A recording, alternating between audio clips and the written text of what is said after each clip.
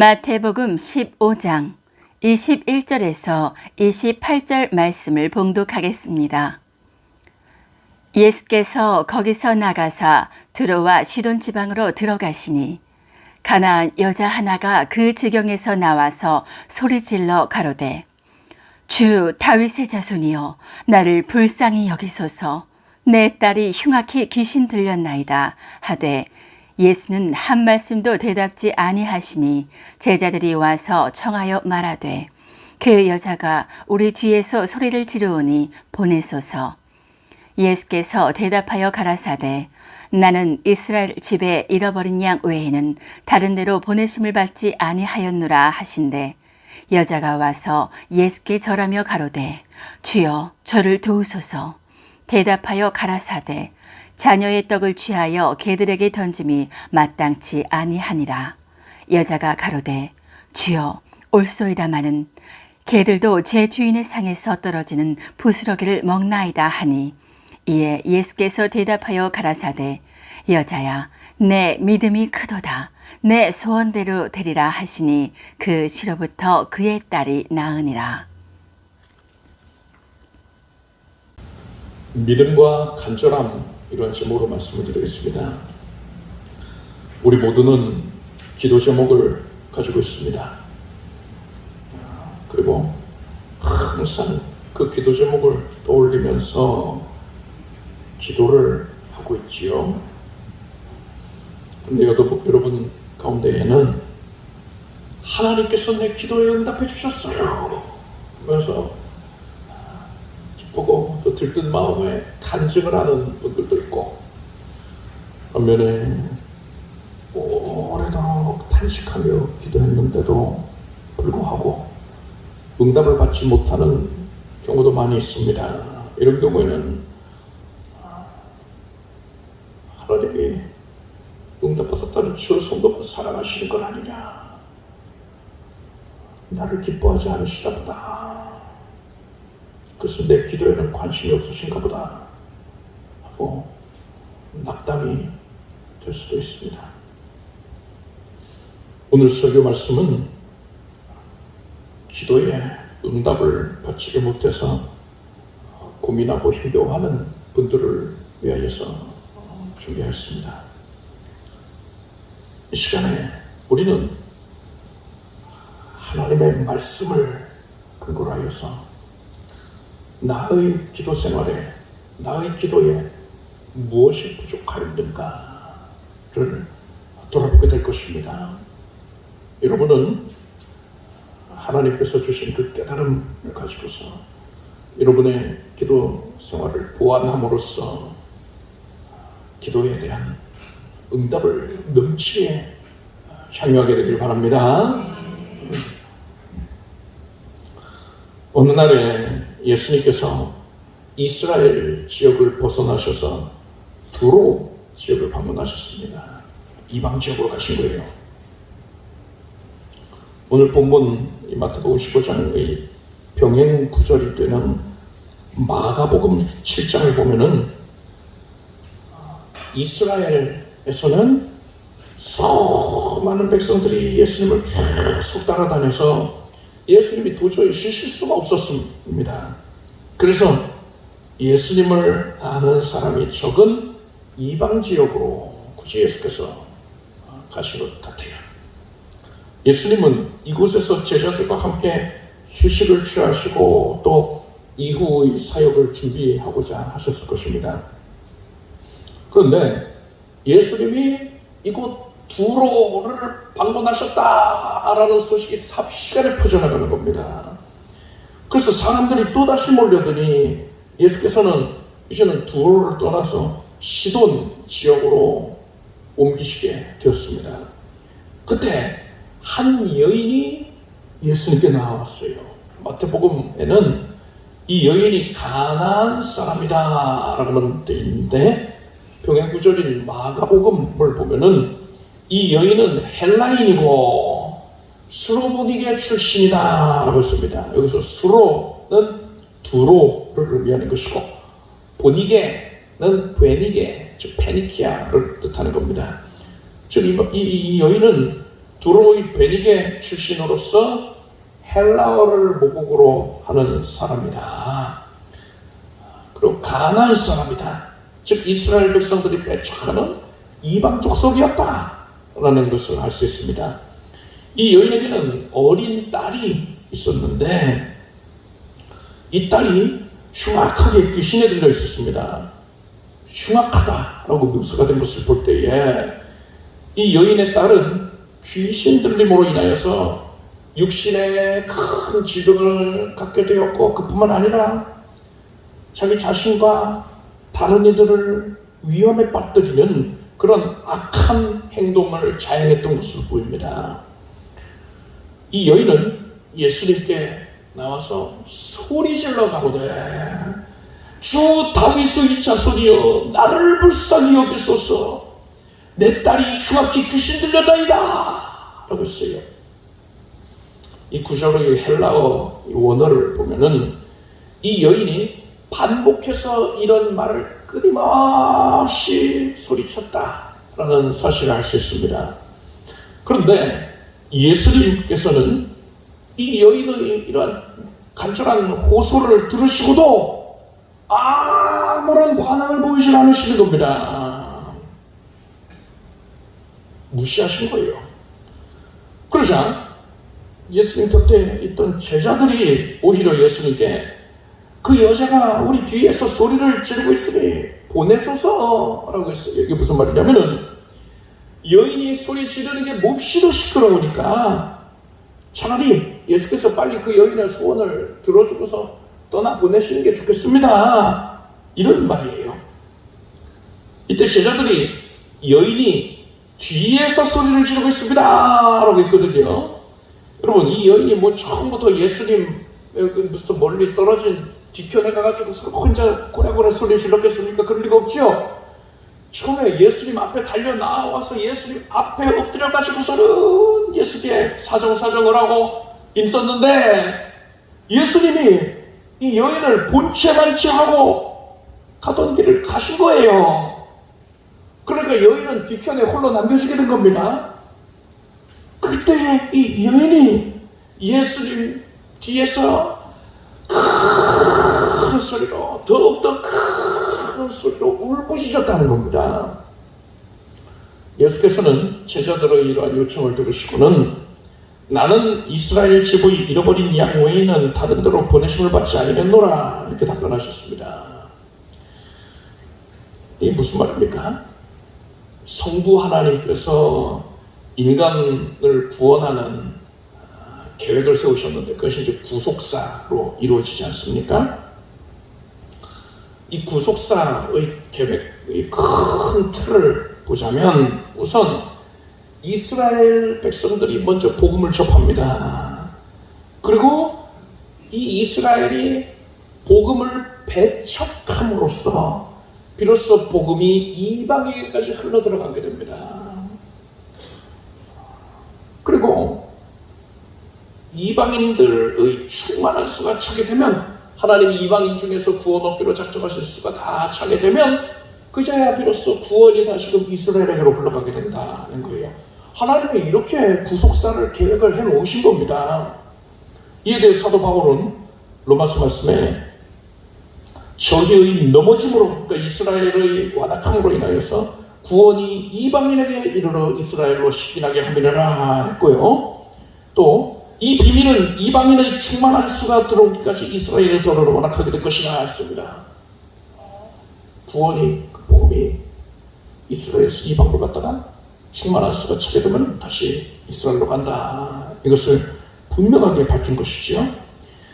예수께서는 이러한 성부 하나님의 구원의 역사, 그 계획을 철저하게 준수하시는 분입니다. 그래서 예수께서는 이러한 계획을 준수하기 위하여서 아직까지는 이스라엘 백성들에게 내가 복음을 전해야 되는 시기이다. 그러니 나는 이스라엘 이외의 이방인들에게는 관심을 기울일 여유가 없다. 시간적인 여유가 없다는 뜻이지요. 아마도 예수께서 이 말씀을 가던 길을 멈추시고서 우뚝 서셔서 이 말씀을 하셨던 것 같아요. 그러자 그걸 본 이 여인이 예수님 앞으로 달려나와서 절합니다. 그러면서 주여 저를 도우소서 라고 애원했어요. 그러자 예수님은 이미 멈춰 서신 김에 이 여인에게 말씀을 하시는데 뭐라 하셨느냐, 자녀의 떡을 취하여 개들에게 던짐이 마땅치 아니하니라 하셨어요. 이 말씀에서 자녀는 이스라엘 백성들을 의미하는 것이고요, 개는 누굽니까? 이방인, 즉 지금 이 시점에서는 이 여인을 가리켜서 하는 말이에요. 여인을 가리켜 개로 비유를 하신 겁니다. 예수님이 처음에는 여인을 본체만 채 하시다가 이제는 이 여인을 철저하게 뭉개시면서 매몰차게 거절을 하시는 겁니다. 개로 비유를 했으니까 뭐 인격을 모독한 것이라고까지 표현할 수도 있겠지요. 이 말씀을 들은 이 여인은 예수님이 어떻게 이럴 수가 있느냐, 내가 예수에 대한 소문을 들어보면은 온갖 좋은 평판이 일색이던데, 아니야, 그 잘못된 것은 사람을 잘못 봤어, 아주 고약한 사람이구나, 웃음 돌아갈 수도 있었는데, 이 여인은요, 예수님이 이 말씀을 하시자마자 뭐라고 해야 되냐, 주여 올소이다마는 개들도 제 주인의 상에서 떨어지는 부스러기를 먹나이다.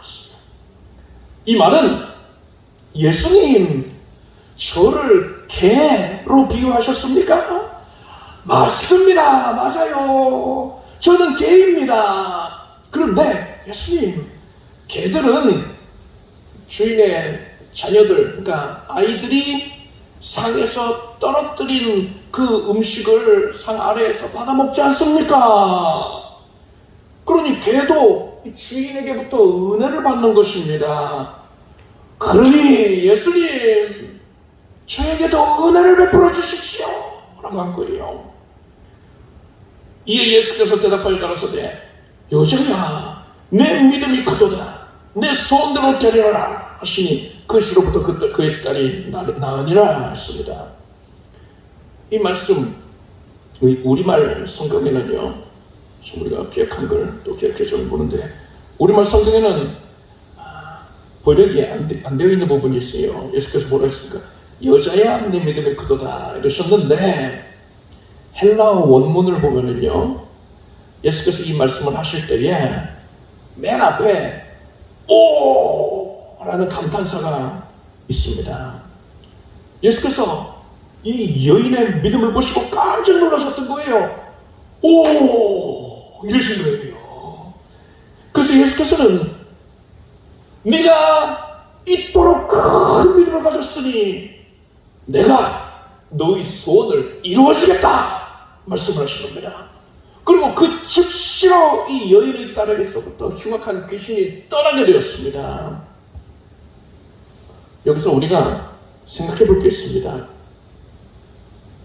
예수님은 수로보니게 여인의 이 간구를 왜 처음부터 들어주시지 않은 겁니까? 예수님이 인정이 없기 때문입니까? 예수께서는 오직 이스라엘 백성들에게만 편애를 하셨던 것입니까? 아니에요. 하나님께서는 이스라엘 백성들이 앞서 말씀드렸던 그 구원의 역사, 구속사에서 중요한 역할을 감당하기 때문에 그들을 각별하게 여기셨을 뿐인 거지, 이 시점에 이들이 감당할 역할이 있으니까 그것을 주목하신 것이지, 하나님께서 결코 이스라엘만 사랑하신 게 아니란 말입니다. 성경은 예레미야가 말씀 보니까 여호와의 자비와 긍휼이 무궁하심으로 우리가 진멸되지 아니하리이다 그랬어요. 하나님의 자비와 긍휼은 많은 정도가 아니라 무한합니다. 하나님의 자비와 긍휼이 온 우주를 뒤덮고 있습니다. 그래서 하나님이 어떤 특정 민족만 사랑하시는 게 아니에요. 모든 사람을 다 하나님의 형상대로 지으셨잖아요. 사랑의 글자자로 지으셨단 말입니다. 하나님은 민족에 상관없이 모든 사람을 지극히 사랑하시는 거예요. 다만 이 시점에 이스라엘이 할 일이 있으니까 그 역할을 감당할 수 있도록 주목하셨던 분인 것입니다. 그렇다면 예수께서는 이 여인을 왜 굳이 외면하셨던 겁니까? 예수께서는 여인을 시험해 보셨던 거예요. 시험이라는 것은 테스트와 템테이션이 있죠. 그 당사자에게 복을 주기 위한 것이 있고 넘어뜨리게 하는 게 있는데 그것이 이제 미혹이라 하지 않습니까? 테스트는 하나님이 하시는 것이고 마귀가 하는 게 템테이션이죠. 근데 지금 하나님이 테스트를 하신단 말입니다. 예수께서 이 여인의 어떤 부분을 시험하신 것입니까? 예수님이 외면하시니까 이 여인이 어떤 모습을 보였어요.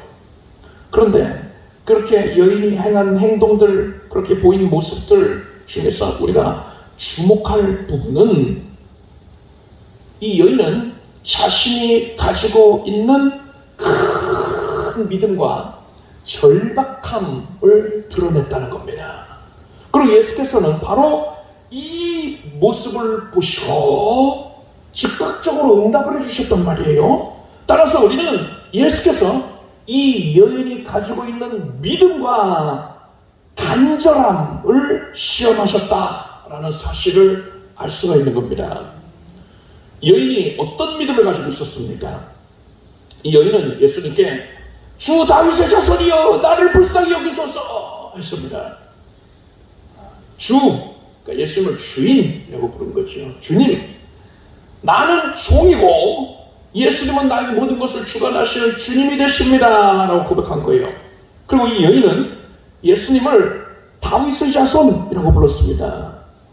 다윗의 자손이라고 부르는 말은요, 무슨 의미를 갖느냐?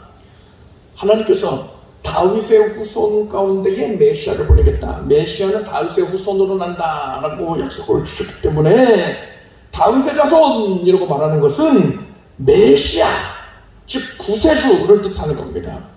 이 여인은 예수님이 하나님이시고 하나님이 보내신 구세주이심을 고백했던 거예요.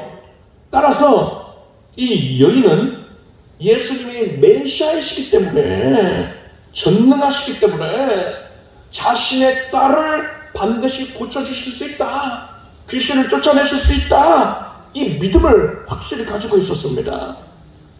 그래서 예수님이 원하시기만 하면 자신의 딸에게서부터 귀신이 반드시 쫓겨나가게 될 거예요. 이 믿음을 갖고 있단 말입니다. 그런데 여러분, 이 여인은요, 이미 이 믿음을 예수님께 고백을 하고 보여드렸어요. 그럼에도 불구하고 예수께서 이 여인을 시험하셨단 말입니다. 여기서 우리는 예수께서 이러한 믿음보다, 그것보다 더 높은 수준의 믿음을 원하셨다라는 것을 알 수 있습니다. 그게 뭡니까? 예수님께서 과연 나에게 은혜를 베풀기를 원하시느냐인 거예요. 이 여인은 예수님이 나에게 은혜 베풀기를 원하신다라는 사실을 믿었습니다. 이것을 너무나도 확실하게 추호의 의심도 없이 믿고 있었기 때문에 예수께서 자녀의 떡을 취하여 개들에게 줄 수가 없다 이렇게 말씀하셨는데도 불구하고 이 여인은 조금도 위축되지 아니하고 조금도 실망하지 않고 조금도 망설이지 않고 바로 뭐라고 했습니까? 개들도 주인에게 은혜를 받지 않습니까? 그러면 내게 은혜를 주십시오, 이렇게 담대하게 외칠 수가 있었던 거예요. 이 여인이 어떤 믿음을 갖고 있다고 했습니까? 예수님이 메시아이시고 예수님이 원하시기만 하면 나의 딸을 고칠 수 있다, 이 믿음 가지고 있었어요. 거기서 그친 것이 아니라 그 위에 무슨 믿음이 있었어요? 예수님이 바로 나에게 은혜 베풀기를 원하고 계신다, 이 믿음이 있었다는 거예요. 예수께서는 이 여인이 이 믿음을 소유하고 있는가를 확인을 하셨던 것입니다. 그런데 예수께서 굳이 이 여인이 믿음 갖고 있는 것을 왜 확인하셨을까요? 믿음이 없는 자한테 하나님이 응답 주시면, 은혜를 주시면 안 되는 겁니까? 그럴 수 없나요? 아니요, 가능해요. 불신자들이 누리고 있는 모든 것들, 그들이 하나님에 대한 믿음이 없는데도 불구하고 하나님이 거저 주신 은혜란 말입니다. 이미 믿음 없이도 하나님께서는 얼마든지 은혜를 베풀어 주실 수가 있는 거예요. 그렇지만 하나님께서는 믿음을 가진 자에게 응답해 주시는 것을 훨씬 더 기쁘게 여기십니다. 믿음을 가진 자에게 응답 주시는 것을 하나님은 왜 즐겁게 여기실까요? 그것은 믿음을 가진 자는 반드시 그것이 이루어질 것에 대한 소망을 갖고 있기 때문에 그런 거예요. 믿음은 소망과 반드시 함께 할 수밖에 없습니다. 하나님께서는 우리가 가지고 있는 그 소망을 성취해 주시면서 기쁨을 얻으시는 겁니다. 이건 이렇게 생각해 볼 수가 있습니다. 어린 자녀가 생일을 몇 달 앞두고서 아빠, 이번 생일에는 콩순이 인형을 사주세요. 이렇게 얘기를 했어요. 그래서 아빠가 그래, 콩순이 인형 사줄게. 약속을 했단 말입니다. 이제 그 다음날부터 이 아이는 아침에 눈을 뜨기만 하면 아빠, 생일 며칠 남았어요? 아주 90일 남았다. 다음날 되면 아빠, 생일 며칠 남았어요? 아직 89분 남았다. 더 자야 된다. 이러는 거예요. 하루하루가 고대가 되는 거예요. 이 아이가 왜 이런 모습을 보입니까? 아빠가 사줄 것을 믿기 때문에 그 날이 되면, 생일날이 되면 콩순이 인형을 얻을 수 있으니까 그것을 강력하게 소망하고 있는 겁니다. 기대하고 있는 거예요. 부모의 입장에서 생각해 보십시오. 부모는 자녀가 이토록 선물을 고대하고 있으니까요. 선물을 받으면 얼마나 크게 자녀가 기뻐하겠습니까? 그 기뻐하는 모습을 볼 때에 부모가 마음이 또 즐거울 것이란 말이지요. 우리 하나님께서 바로 이런 이유로 인하여서 우리가 하나님께서 일하실 것을 확실하게 믿고서 큰 소망을 품고 있을 때, 크게 기대하고 있을 때 그것에 대하여 응답 주시는 것을 하나님이 기뻐하시는 것입니다.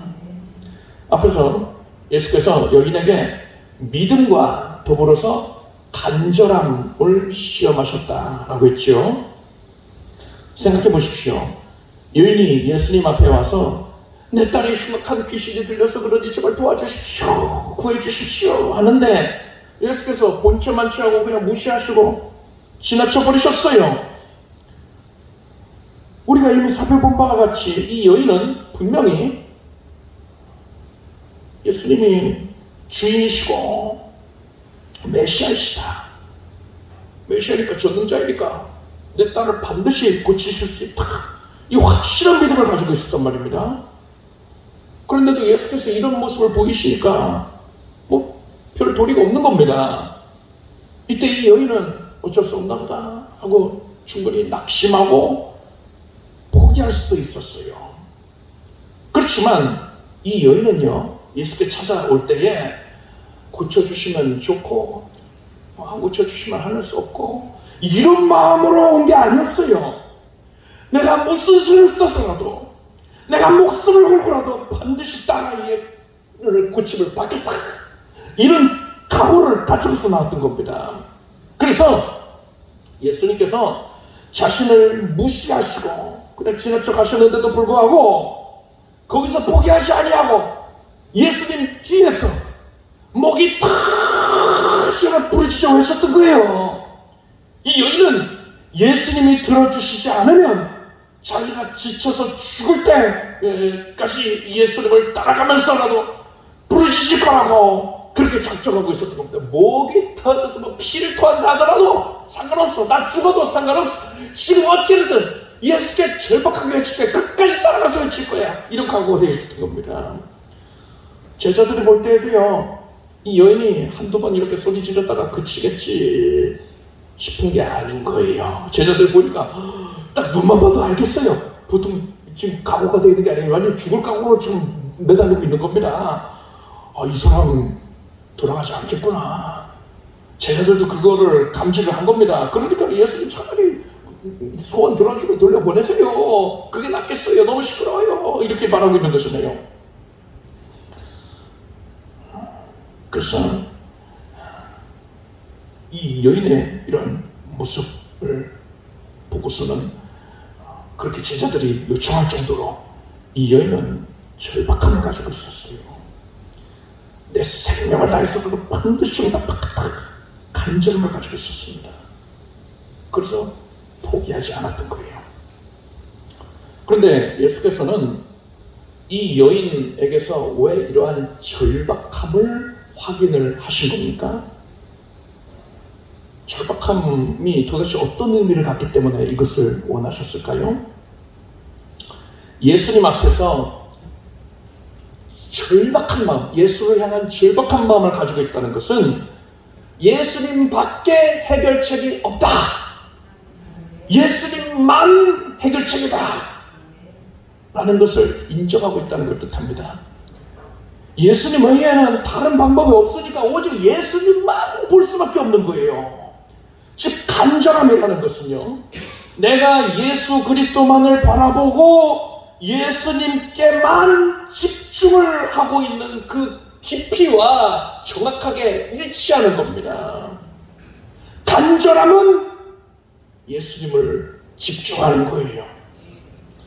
남녀간의 연애를 할 때에도 상대방이 나에게만 집중해 주길 원하지 않습니까? 근데 그 상대가 나한테는 집중을 하지 않고 지나가고 있는 다른 이성에게 관심을 갖고 있다면 대단히 서운할 거란 말입니다. 하나님께서는 우리와 거룩한 교제를 하기를 원하고 계십니다. 그렇기 때문에 사람을 창조하셨단 말이에요. 따라서 하나님께서는 우리가 하나님께만 주목하기를 원하시는 것이고, 그렇기 때문에 하나님께서는 우리가 간절하게 하나님께 구하기를 원하시는 거예요. 그래서 예레미야 말씀 보니까 너는 내게 부르짖으라 내가 내게 응답하겠고 내가 알지 못하는 크고 비밀한 일을 내게 보이리라 하셨어요. 예수님께서 수로보니게 여인의 무엇을 시험하셨다, 무엇을 확인하셨다라고 했습니까? 믿음과 간절함입니다. 따라합시다. 믿음, 간절함, 이 두 가지가 갖추어졌을 때에 응답을 받을 수 있는 거예요. 만약에 믿음이 없다면 신앙 자체가 성립이 되지 않습니다. 예수님의 고향 나사렛 동네 사람들은 예수님이 메시아이시라는 사실조차도 믿지 않았어요. 그러니까 그 이후에 그 이상 더 높은 수준의 믿음을 예수께서 기대하실 수가 없었던 거지요. 그래서 성경은 뭐라고 기록하고 있습니까? 정의의 믿지 않음을 인하여 거기서 많은 능력을 행치 아니하시니라 했습니다. 예수께서 그들의 기초를 베풀지 않으신 것입니다. 그리고 믿음은 있을지언정 간절함이 없다면요, 이 사람은요, 들어주시면 좋고 안 들어주시면 할 수 없고 이런 마음이거든요. 이런 사람에게 하나님이 응답을 해주시면은요, 이 사람이 크게 감사하겠습니까? 말로는 감사합니다, 하나님 감사합니다, 영광드립니다 하겠지만 그 감사함의 깊이가, 그 분량이 다를 거예요. 간절한 사람과는 비교가 안 되는 겁니다. 그래서 간절하지 않은 사람에게 하나님이 응답 주시는 것은요, 이 일을 통해서는 하나님께서 영광을 받지를 못하시는 겁니다. 그래서 간절함이 없으면 응답을 안 주시는 거예요. 그렇기 때문에 하나님께서는 우리에게 응답을 주시기 전에, 그러니까 하나님께서 역사해 주시기 전에 우리가 믿음을 가지고 있는지, 그리고 간절함을 가지고 있는지를 확인을 하시는 것입니다. 하나님께서 이것을 어떻게 확인하십니까? 예수께서 수로보니게 여인에게 어떻게 하셨습니까? 이 여인이 간곡히 아뢰는데도 불구하고 그 요청을 외면해 버리셨어요. 단칼 차례 거절해 버리셨습니다. 심지어 이 여인을 개로 비유하면서 자존심까지도 짓밟아 버리셨습니다. 여기서 우리가 뭘 할 수 있습니까? 하나님께서 우리에게서 믿음과 간절함이 있는지를 확인하시기 위해서 우리를 시험하시는데, 이 시험이 우리에게 큰 낙심을 안겨주게 된다는 거예요. 그게 시험입니다. 그렇지만 우리는 이걸 알아야 돼요. 여러분이 큰 믿음을 가지고서, 간절함을 가지고서 그렇게 기도를 하고 있었는데, 여러분 앞에 여러분을 낙심케 하고 여러분을 절망하게 만드는 조건과 환경이 펼쳐져 있다면은, 여러분, 이런 상황은 뭘 의미하는 겁니까? 여러분한테 믿음이 없고 간절함이 없는 상태에서 그런 일을 만나는 거랑 다른 거예요. 이거는 여러분이 믿음이 있고 여러분이 간절한데 그렇게 기도를 하고 있는데도 낙담할 상황이 펼쳐져 있다면, 이건 뭘 의미하느냐? 지금 하나님께서 우리가 가지고 있는 믿음과 간절함을 확인하고 계시다는 거예요. 확인하는 과정이란 말입니다. 하나님께서는 우리가 이러한 열악한 상황인데도 불구하고 하나님을 향한 변함없는 믿음과 간절함을 드러내 보이기를 원하시는 겁니다. 그걸 확인하시고 하나님이 응답해 주시겠다는 겁니다. 여러분, 믿음, 간절함을 가지고서 기도를 하고 있는데도 불구하고 여러분이 지금 어려움에 처해 있습니까? 여러분을 낙심케 합니까?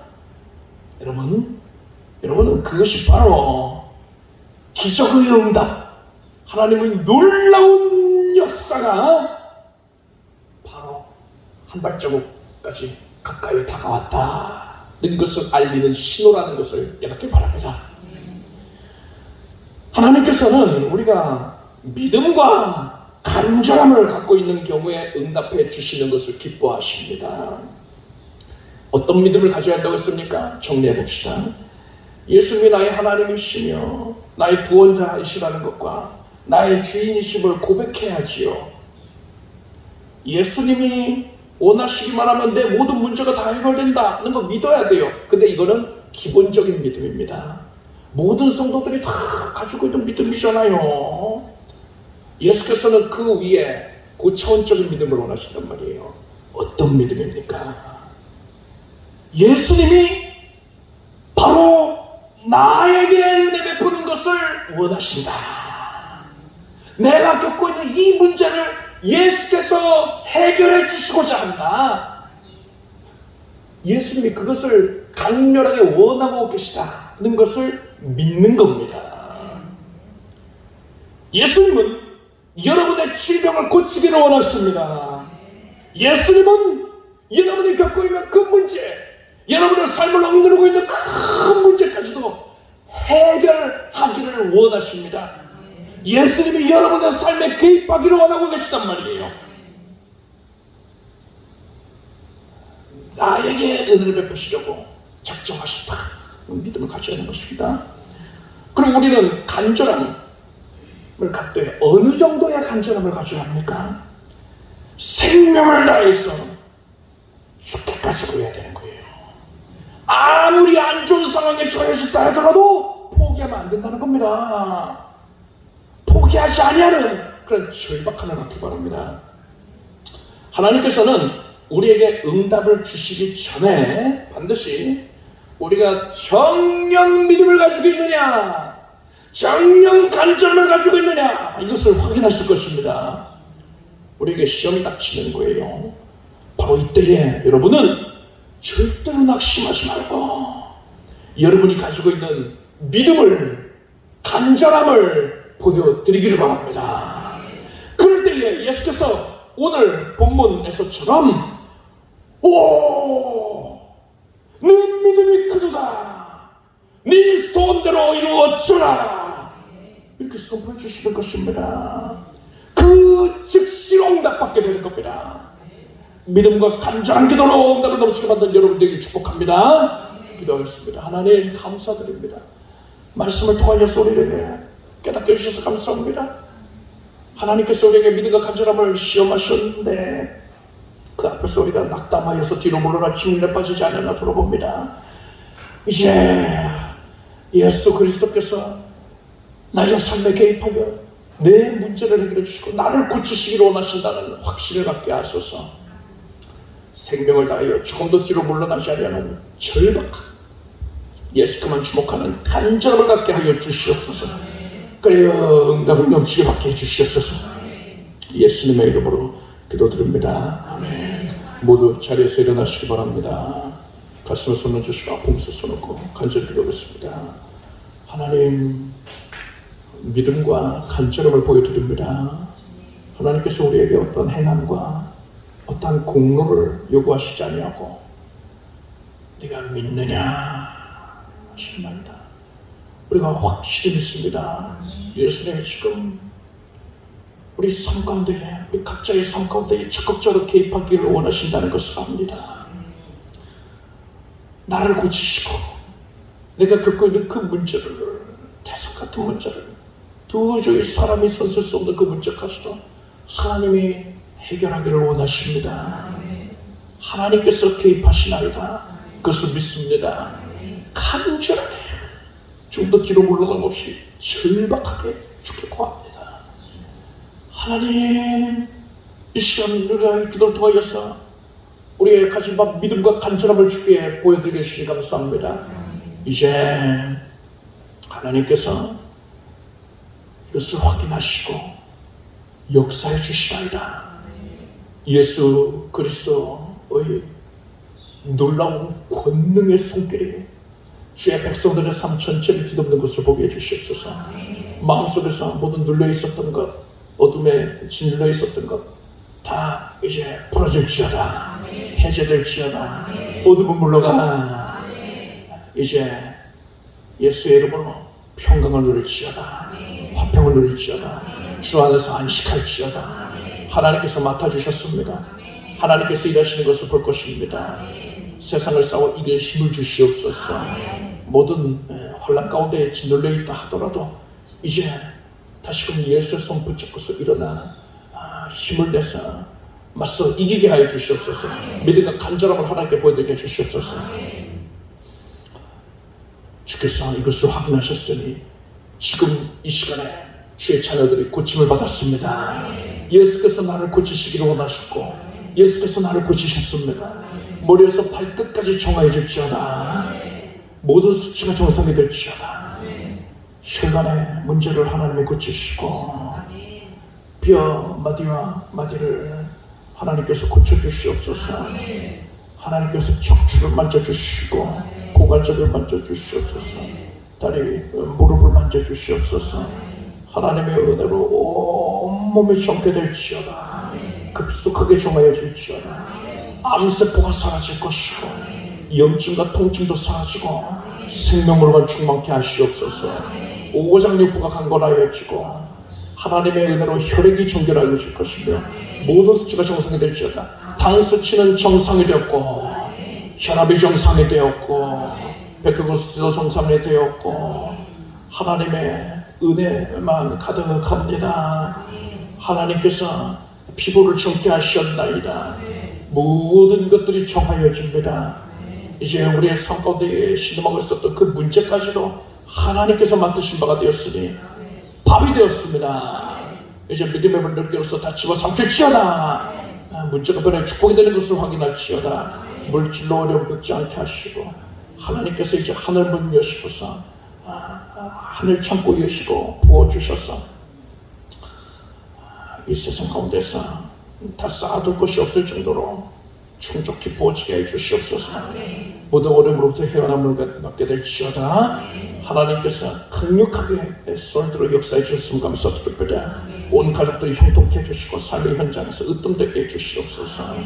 하나님의 은혜를 받았으니 승승장구하게 해주시옵소서.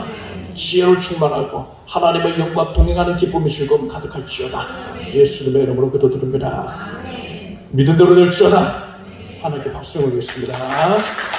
찬양하십시오. 준비하신 예물을 정성된 마음으로 드리겠습니다. 드리신 예물 위에 축복 기도하겠습니다. 하나님께 감사드립니다.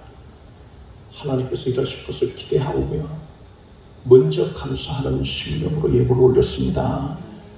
주의 자녀들의 삶을 크게 번성하게 해주시옵소서. 하나님의 놀라운 응답의 삶 가운데 충만하게 임하게 해주시옵고 간증하며 기뻐하고 감사하며 더 하나님을 적극적으로 섬기게 해주시옵소서. 예수님의 이름으로 간절히 기도드립니다. 교회 소식을 말씀드리겠습니다. 8월 중에는 사경기가 없습니다. 만나시를 운영하시길 바랍니다. 9월부터는 이제 다시 정상적으로 운영할 것입니다. 예배위원 확인하시고 준비해 주시기를 바랍니다. 요한복음 12장 39절 그리고 40절 말씀을 우리가 함께 읽겠습니다. 저희가 능히 믿지 못하는 것은 이 까닭이니 곧 이사야가 다시 이르렀으되 저희 눈을 멀게 하시고 저희 마음을 완고하게 하셨으니 이는 저희로 하여금 눈으로 보고 마음으로 깨닫고 돌이켜 내게 고침을 받지 못하게 하려 함이니라 하였습니다. 이 말씀 이해하기 어렵지요? 저는 금요일에 또 이 말씀 가지고 은혜 나눌 때에 또 깨닫게 되시기 바랍니다. 창세기 그 출애굽기 말씀 이제 읽도록 하겠습니다. 우리 주 예수 그리스도의 은혜와 하나님 아버지의 사랑과 성령님의 교통하심이 오늘 주일 예배에 함께 살아가는 주의 자녀들을 위해 영원토록 함께 없시기를 축원합니다.